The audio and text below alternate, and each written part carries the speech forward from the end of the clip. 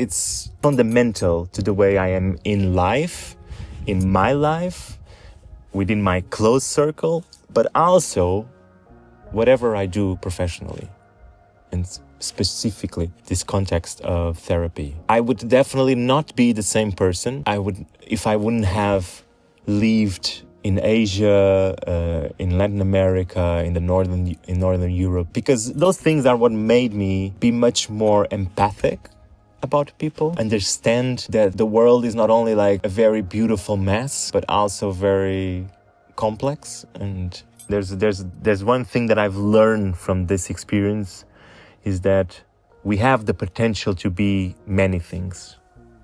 And those things mostly depend on the context where we live, where we are nurtured, where we are brought. And the context is obviously religion, a culture, a family. And this overview, like this capacity to see the world this way, it's very important to give the big picture, to understand the big picture. Like I told you before, therapists should be the one that feels the pain and has that contact, holds the space, and also sees the big picture.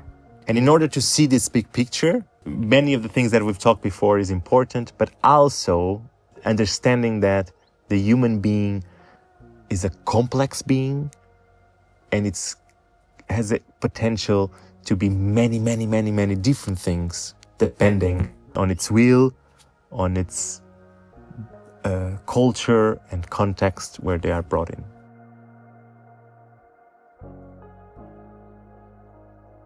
I think those experiences, those multicultural experiences that I had, naturally make me a bit more sensitive towards the challenges that, for example, expats feel with the culture where they're living, and the way to relate to others, and changing their frameworks, the way they set up the contexts and the strategies for their life. Multicultural approaches, in a nutshell, simply mean that I see you, I respect you, I understand you, and if there is a conflict, the only way to tackle that conflict, to create a solution, is if we both see the differences and work on a way to respect each other in those differences.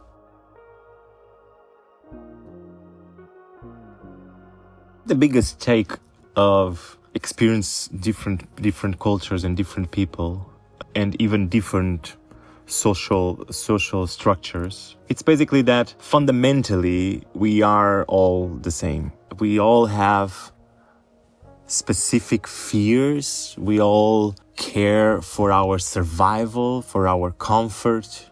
We all want to be loved, to be taken care of, to be nurtured.